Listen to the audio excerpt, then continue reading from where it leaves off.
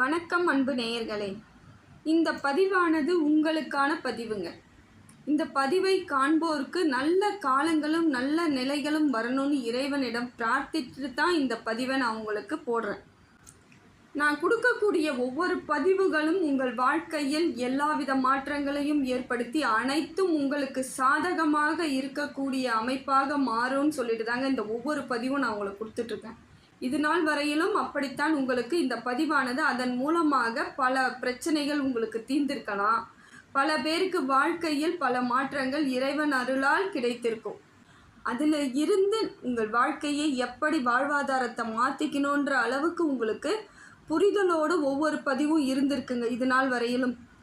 ஏன்னா எல்லா விதத்திலும் நன்மைகள் செய்யக்கூடிய ஒவ்வொருவருக்கும் இந்த பதிவு அவங்க கையில் இந்த பதிவானது சேர்ந்துருங்க.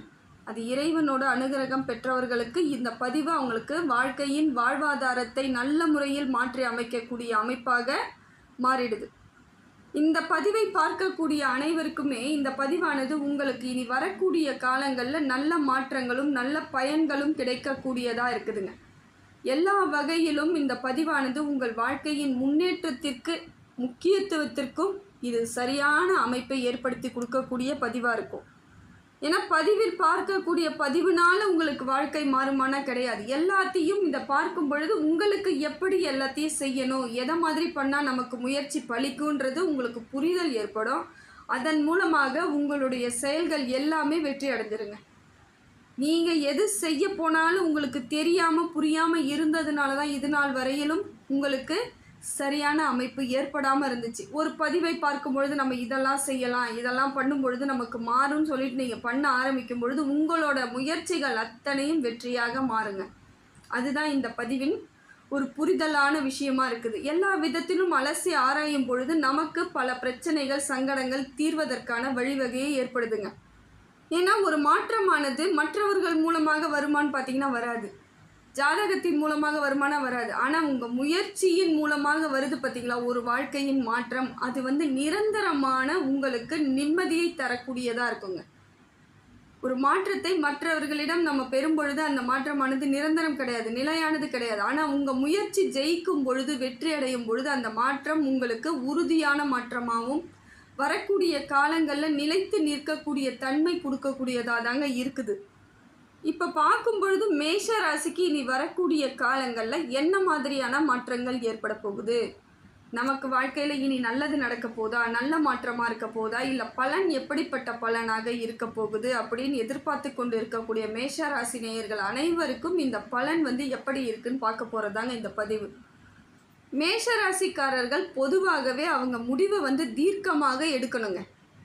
இதுதாங்க. மற்றவங்களால் நமக்கு நன்மை ஏற்படுமா, இல்லை மற்றவர்கள் ஏதேனும் சில விஷயங்களை நமக்கு சொல்லும் பொழுது நாம் அதன்படி செல்லும் பொழுது நமக்கு வாய்ப்பு ஏற்படுமா அப்படிங்கிறத காட்டிலும் நீங்கள் உங்கள் முடிவை எடுக்கும் பொழுது தீர்க்கமாக எடுக்கணும். ஏன்னா எந்த ஒரு முடிவாக இருந்தாலும் மற்றவர்கள் பின்னாடி நம்ம போய் எடுத்தோம்னா அதில் பலன் கிடையாதுங்க.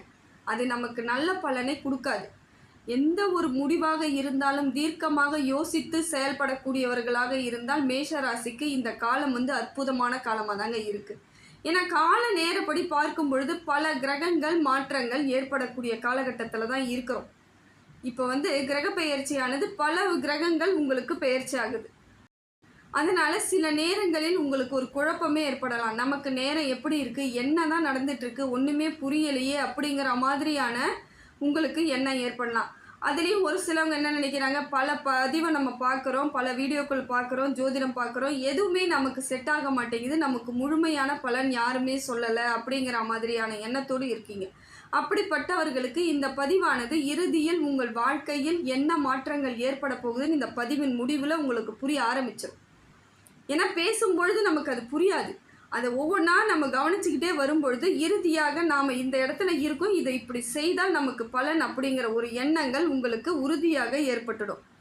சரி, இப்போ நம்ம உங்கள் பதிவில் பார்க்கும் பொழுது மேஷராசிக்கு இப்போ கிரகமானது எப்படி இருக்குதுன்னு பார்த்தீங்கன்னா, இந்த மாதத்தில் மிதுன ராசியில் குரு பகவானும் சுக்கிர பகவானும் சேர்ந்து இருக்காங்க.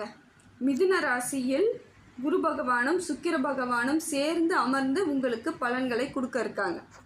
இந்த காலகட்டமானது பார்த்திங்கன்னா இந்த ஆகஸ்ட் மாதம் 27ஆம் தேதி வரையிலும் இப்படித்தான் இணைந்து இருவரும் உங்களுக்கு பலன் கொடுத்துட்ருக்காங்க. அப்போ எப்படி இருக்கணும்னு பார்த்தீங்கன்னா, மகாலட்சுமியை வழிபாடு செய்தால் உங்களுக்கு பல மாற்றங்கள் ஏற்படுங்க.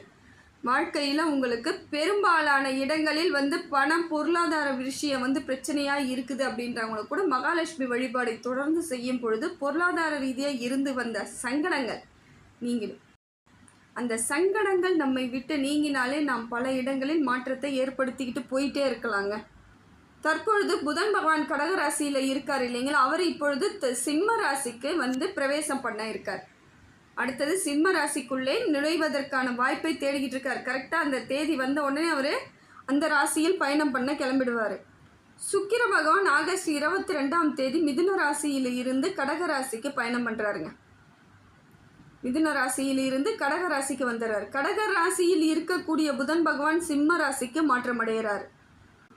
கன்னி ராசியில் பார்த்தீங்கன்னா செவ்வாய், கும்பத்தில் ராகு, மீனத்தில் சனி பகவான் வக்கரமாக இருக்காருங்க. வக்கரகதியில் மீனத்தில் அமர்ந்துட்டு இருக்கார். அந்த வகையில் இப்பொழுது மேஷராசிக்காரர்கள் இப்படி இருக்கக்கூடிய கிரகங்களால் என்னென்ன மாற்றங்கள் ஏற்பட போகுது, எந்த இடத்திலிருந்து என்னென்ன பலன்களை உங்களுக்கு கொடுக்குறாருன்னு சொல்லிட்டு ஒரு அருமையான பதிவாக இதை நீங்கள் பார்க்க போகிறீங்க. ஏன்னா கிரகங்கள் உங்களுக்கு கொடுக்கும் பொழுது பிரச்சனையாக இருந்தாலும் நல்லதாக இருந்தாலுமே சரிங்க, கிரகங்கள் என்ன கொடுத்தாலும் உங்கள் வாழ்க்கையில் அது எப்படியெல்லாம் பிரதிபலிக்குதுன்னு நம்ம முன்கூட்டியே அதை தெரிஞ்சுக்கிட்டோம்னா அதில் இருந்து நாம் சில வழிகளை மேற்கொண்டு நம் வாழ்வை பாதுகாப்பாக வச்சுக்கலாம். அதுதான் இந்த பரிகாரமாக இருந்தாலும் சரி, பலன்களாக இருந்தாலும் சரி, ஜோதிடர்கள் சொல்லக்கூடிய விஷயங்கள் இதுதான்.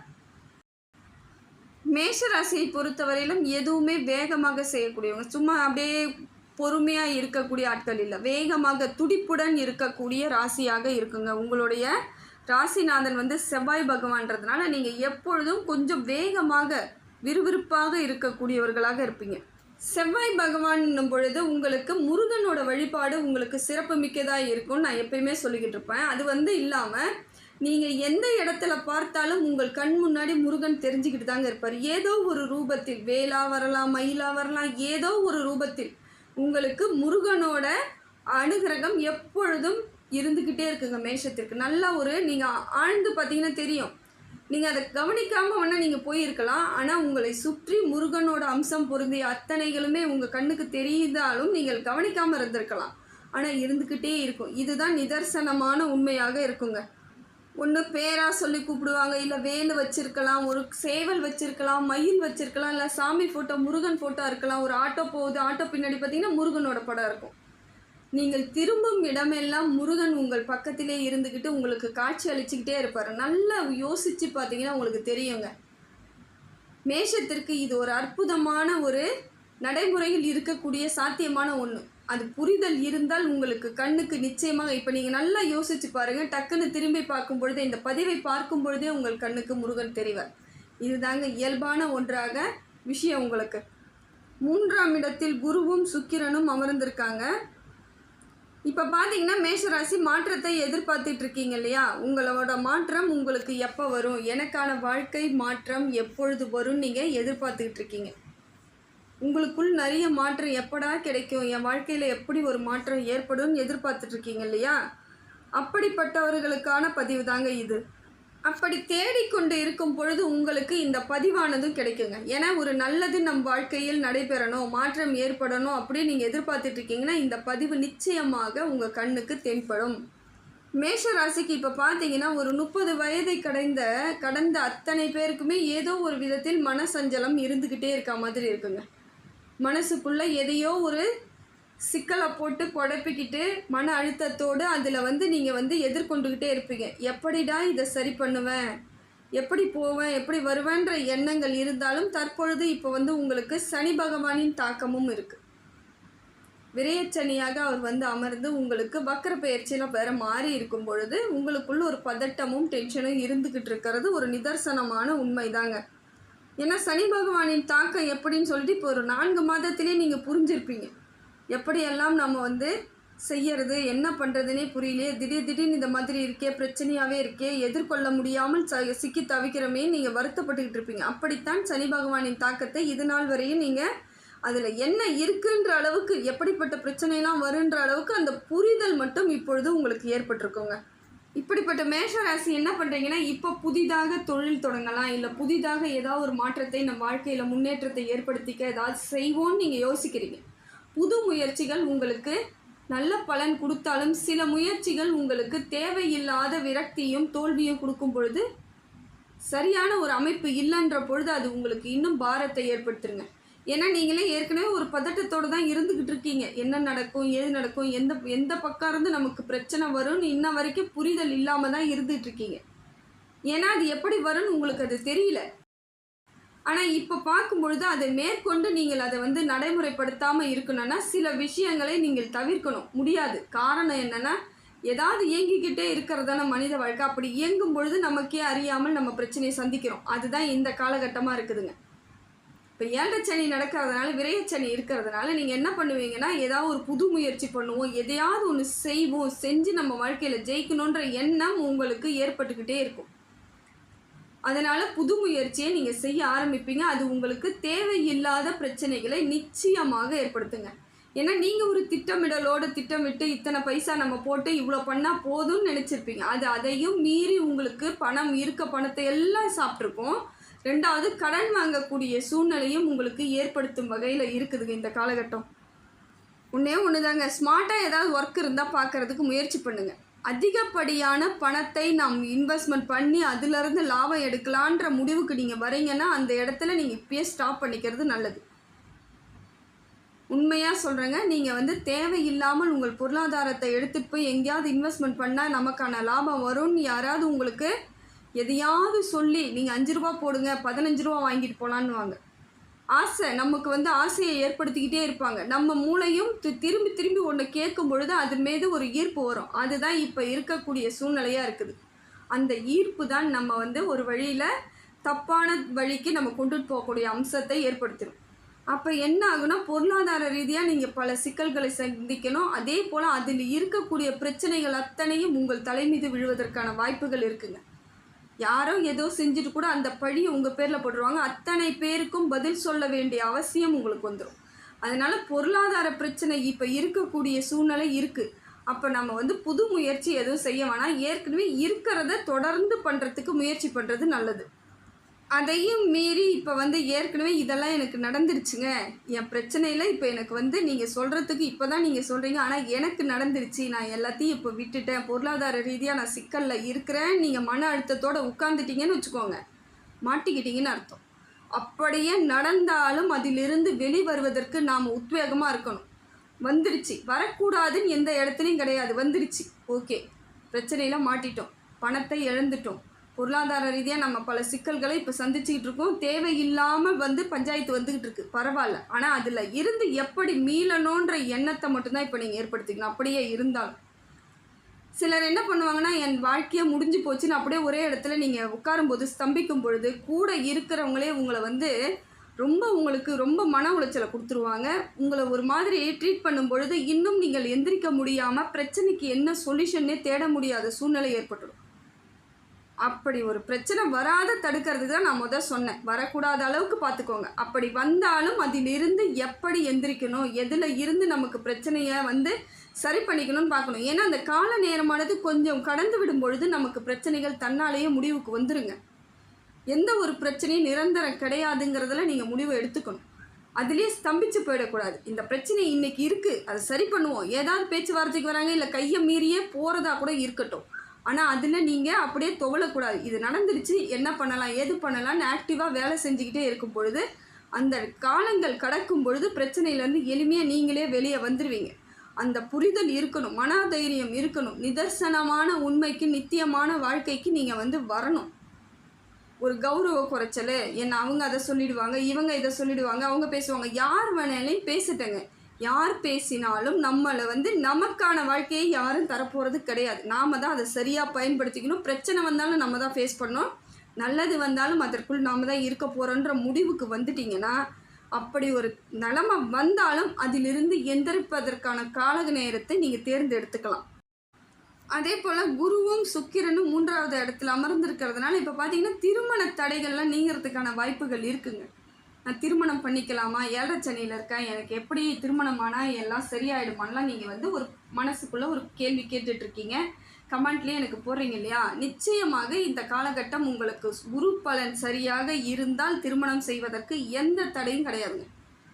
சனி பகவான் உங்களை குடும்பஸ்தனாக இருக்கத்த சொல்லி தான் இருப்பாரே கோசரம் உங்களை தனிமைப்படுத்தணும்னு அவர் நினைக்க மாட்டார். யாரிடம் இருந்து தனிமைப்படுத்தணுமோ அவங்ககிட்ட இருந்தால் தனிமைப்படுத்துவார். ஆனால் குடும்ப உறுப்பினர்களுக்குள்ளேயோ குடும்பத்திலேயோ உங்களுக்கு பிரிவினையை ஏற்படுத்தலைங்க. மேஷத்தை பொறுத்த வரைக்கும் ஆரம்ப காலகட்டம் உங்களுக்கு சுமூகமாகத்தாங்க இருக்குது. அதை பற்றி கவலைப்பட வேண்டிய அவசியம் இல்லாமல் இருக்குது. அதே போல் சுக்கிரன் மூலமாக என்னென்னு பார்த்தீங்கன்னா திடீர் பயணங்கள் ஏற்படுங்க. திடீர்னு ஊர் பயணங்கள் செல்வதற்கான வாய்ப்புகள் உங்களை தேடி வரும். அதே போல் வேலைக்காக வெளிநாடு பயணமோ வெளியூர் பயணமோ ஏற்படுவதற்கான சூழ்நிலையும் இப்போ இருக்குது.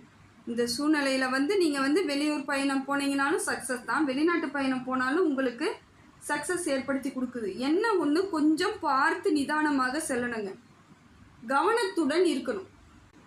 ஏன்னா சனி பகவான் விரயச்சனியில் இருக்கும் பொழுது ஏதோ ஒரு சில நேரங்களில் நமக்கு தேவையில்லாமல் விரயங்கள் ஏற்படுவது. எப்படின்னு பார்த்தீங்கன்னா, ஊர் பயணம்லாம் செல்லும் பொழுது தன்னால் அமைஞ்சிருவது. நாம் ஒரு திட்டமிடல் போட்டு கணக்கு போட்டு வச்சுருப்போம், கடைசியில் அது வேறு விதமாக போகும். அதனால் முடிந்த வரையிலும் வெளிநாடு பயணங்கள் செல்வதற்கு, வேலைக்கு செல்வதுக்கெல்லாம் கரெக்டாக நீங்கள் வந்து பார்த்து போங்க, கவனமாக இருங்க, உஷாராக இருக்க வேண்டிய காலகட்டம். ஆனால் போகாமல் இருக்க வேண்டிய அவசியம் கிடையாது. வாய்ப்பு எந்த நேரத்தில் கிடைத்தாலும் நம்ம போய்கிட்டே இருக்க வேண்டியது தான். என்ன ஒன்று, கொஞ்சம் நம்ம அதை சரியாக முறையாக கிளம்புறது ரொம்ப நல்லது. அந்த விஷயத்தை மட்டும் கவனத்தோடு பார்த்துக்கிட்டா போதும். அதே போல் நீங்கள் போகிற இடம், வேலைக்கு எந்த இடமாக இருந்தாலும் சரி, உள்ளூராக இருந்தாலும் வெளியூராக இருந்தாலும் வெளிநாடாக இருந்தாலுமே சரிங்க, நீங்கள் ஒரு வேலைக்கு போகிறீங்கன்னா இந்த காலகட்டம் கொஞ்சம் அனுசரித்து போகக்கூடிய சூழ்நிலை தான் ஏற்படும். உங்களுக்கு விருப்பம் போல் அமைப்பு இருக்காது. வேலையை பொறுத்த வரைக்கும் எப்படி இருக்குன்னு பார்த்தீங்கன்னா, சின்ன சின்ன சங்கடங்கள், ஏதோ ஒரு மன விரக்தி, இல்லை ஒரு பதட்டம், ஒரு பயம், டென்ஷன், காரணம் இல்லாமல் கோபம், இது எல்லாம் வரக்கூடிய அமைப்பில் தான் இருக்குது. நீங்கள் பண்ணாத சில விஷயங்களுக்கு கூட நீங்கள் பதில் சொல்ல வேண்டிய அவசியம் ஏற்படக்கூடிய காலகட்டத்தில் தான் இருக்கீங்க. அது அமையந்தான். ஆனால் அதனால் பெரிய பிரச்சனை இல்லைனாலும் நீங்கள் மன உளைச்சலுக்கு ஆளாமல் பார்த்துக்கணும். ஏன்னா நீங்கள் என்ன பண்ணுவீங்க, டென்ஷன் ஆகிட்டு நமக்கே இது வருது அது வருதுன்னு அதை பற்றி யோசிக்க ஆரம்பிக்கும் பொழுது அது உங்களுக்கு மன சங்கடத்தை கொடுத்துரும். முடிந்த வரையிலும் சூழ்நிலை எப்படி இருக்குதுன்னு பார்த்தீங்கன்னா, வேலையெல்லாம் கிடைக்கும், ஆனால் அதில் சின்ன சின்ன பிரச்சனைகள் இருந்துக்கிட்டு இருக்கா மாதிரியான அமைப்பு தாங்க இருக்குது. அதுதான் நீங்கள் கொஞ்சம் புரிதலோடு அந்த காலத்தை நீங்கள் கடத்தி ஆகணும். அதே போல் இப்போ பார்த்தீங்கன்னா, உங்களுக்கு உடல் சம்மந்தப்பட்ட பிரச்சனைகள் வருவதற்கான வாய்ப்புகளும் இருக்குங்க. அது வயிறு சம்மந்தப்பட்ட பிரச்சனை கொஞ்சம் வரதான் செய்யும். நேரத்துக்கு உணவு அருந்திக்கணும், நம்ம சாப்பாடு ஒழுங்காக எடுத்துக்கணும், சரியான உணவுகளை எடுத்துக்கணும். பிடிக்குதுன்னு சொல்லிட்டு ரொம்ப காரமாக இருக்கிறது, எண்ணெய் ஐட்டம் இதெல்லாம் வந்து பிடிக்க தான் செய்யும். இருந்தாலும் அந்த லிமிட்டில் நம்ம இருந்துட்டால் பெரிய பாதிப்புகள் இல்லை. கொஞ்சம் அளவுக்கு அதிகமாக எடுக்கும் பொழுது நமக்கு உடல் உபாதை ஏற்பட்டுச்சுன்னா அதிலிருந்து திருப்பி ஏதோ ஒன்று மாற்றி திருப்பி வந்துக்கிட்டே இருக்க மாதிரி இருக்கும். ஒன்று வந்துச்சு போச்சு சரியாக போச்சுன்ற மாதிரி இல்லாமல் இன்றைக்கி இந்த இதுக்கு போகிற ஹாஸ்பிட்டலுக்கு, நாளைக்கு அதுக்கு போகிற ஹாஸ்பிட்டலுக்குன்னு கண்டினியூஸாக உங்களுக்கு உடல்நிலை பாதிப்பு ஏற்படுவதற்கான சூழ்நிலை அமைஞ்சிருங்க. அதனால் இந்த காலகட்டத்தில் உடல் கவனம் ரொம்ப ரொம்ப முக்கியம்.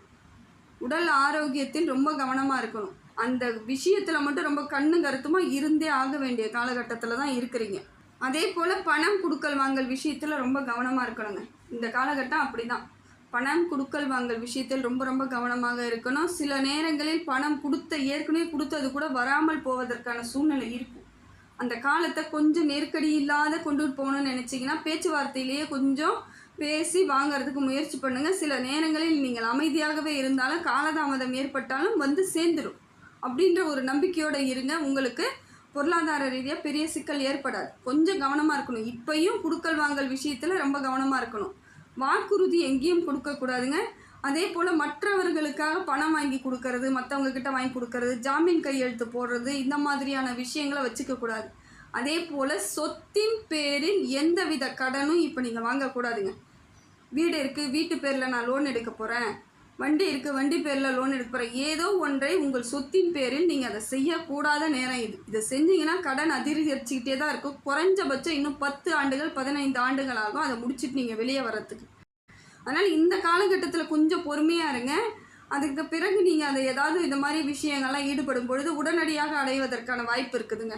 அதனால் கொஞ்சம் இப்பொழுது கவனமாக இருக்கணும். வேறு ஒன்றும் கிடையாது. முருகன் வழிபாடை தொடர்ந்து பண்ணிக்கிட்டே வாங்க. ஹனுமன் வழிபாடு, முருகன் வழிபாடு இதை செய்யும் பொழுது உங்களுக்கு வாழ்க்கையில் பல மடங்கு மாற்றம் மேஷத்திற்கு உறுதியாக உண்டாங்க. இப்போ இறுதியில் உங்களுக்கு புரிதல் ஆரம்பிச்சிருக்கும். எந்தெந்த விஷயத்துலலாம் நம்ம சரியாக இருந்தால் நம்ம வாழ்க்கை மாற்றம் முறையாக இருக்குன்ற அந்த புரிதலோடு இந்த பதிவானது விடை பெறேங்க நான்.